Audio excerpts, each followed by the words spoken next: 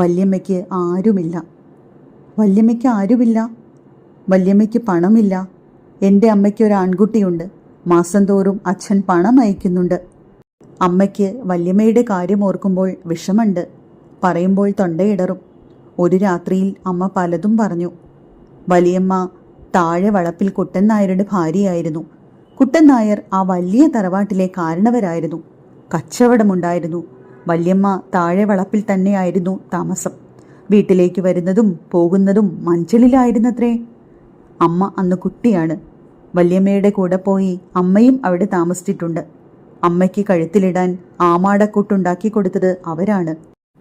പത്തായപ്പുരയുടെ മുകളിൽ നിന്ന് വല്യമ്മ താഴത്തിറങ്ങില്ല. ആരും വല്യമ്മ പറയുന്നത് തെറ്റി നടക്കില്ല. നാട്ടുകാർക്കൊക്കെ വല്യമ്മയെ ഇഷ്ടമായിരുന്നു. കുളക്കടവിലേക്ക് മുന്നാഴി കൊള്ളുന്ന ഓടം നിറച്ചും എണ്ണയെടുപ്പിച്ചാണ് വല്യമ്മ പോവുക. വേണ്ടവർക്കൊക്കെ എണ്ണ ഒഴിച്ചു കൊടുക്കുന്നു. ആണ്ടറുതികൾക്ക് മുണ്ട് വേണ്ടവർക്ക് മുണ്ട്, കാശു വേണ്ടവർക്ക് കാശ്. എത്ര കൊടുത്ത കയ്യാടാ അവരുടെ എന്നാണ് അമ്മയ്ക്ക് പറയാനുള്ളത്. പക്ഷേ വല്യമ്മയുടെ നല്ല കാലം ഒരു ദിവസം പെട്ടെന്ന് അവസാനിച്ചു. ഒരു രാത്രി കുട്ടൻ നായർ പീടിക പൊട്ടി വന്നപ്പോൾ ഇക്കിട്ടമുണ്ടായിരുന്നു. ഉണ്ണാനിരുന്നിടത്ത് ഛർദ്ദിച്ചു. പാതിരയ്ക്ക് മരിച്ചു. അന്ന് കുട്ടിയിടത്തിക്ക് 3 വയസ്സായിരുന്നു. ജാനുവിടത്തിക്ക് വയസ്സ് തികഞ്ഞിട്ടില്ല. രാവിലെ തന്നെ മരുമകൻ താക്കോലേറ്റുവാങ്ങി. ശവം ദഹിപ്പിക്കുന്നതിന് മുമ്പായി തന്നെ വല്യമ്മയെ വീട്ടിലേക്ക് അയച്ചു. തുണയ്ക്ക് പണിക്കാരത്തി പാറുവുമുണ്ടായിരുന്നു. വല്യമ്മയും കുട്ടികളും മുണ്ടുകെട്ട് ചുമന്ന് പാറുവും വീട്ടിൽ വന്നു കയറിയത് അമ്മ നന്നായി ഓർക്കുന്നു. എത്ര കൊടുത്ത കയ്യാടാ അവരുടെ. ഒക്കെ യോഗ. കാൽമുട്ടുകളിൽ മുഖമമർത്തിയിരിക്കുന്ന വല്യമ്മയെ ഞാൻ ഒന്ന് നോക്കി. കുട്ടിയെടുത്തിയുടെ കാര്യം അപ്പോഴാണ് ഓർമ്മ വന്നത്. താഴെ എങ്ങും കണ്ടില്ല. മുകളിൽ ചെന്നപ്പോൾ ഭുവനേശ്വരി പൂജ കഴിക്കാറുള്ള മുറിയിൽ നിന്ന് ഒരു തേങ്ങൽ കേട്ടു. പകലും അതിലിരുട്ടാണ്. ഞാൻ സംശയിച്ച് അകത്ത് കടന്നു. കുട്ടിയെടുത്തി.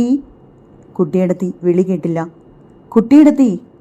ഞാൻ കുട്ടിയെടുത്തിയുടെ അടുത്ത് ചെന്ന് ചുമലിൽ പിടിച്ച് ചോദിച്ചു, വല്യമ്മ ഒരുപാട് തച്ചുവോ?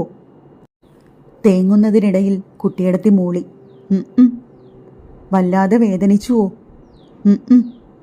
പിന്നെ എന്തിനാ കുട്ടിയെടുത്തി കരയണ്? കുട്ടിയെടുത്തി എന്നെ കെട്ടിപ്പിടിച്ച് എൻ്റെ കവിളമർത്തിക്കൊണ്ട് പറഞ്ഞു, കുട്ടിയെടുത്തി കരയില്ല. വിയർപ്പും കണ്ണീരും കൊണ്ട് നനഞ്ഞ മാറത്ത് മുഖമമർത്തി കിടക്കുമ്പോൾ എൻ്റെ നെഞ്ചിലും തേങ്ങലുണ്ടായിരുന്നു. ബാസുവിന് കുട്ടിയെടുത്തി ഇഷ്ടാണോ?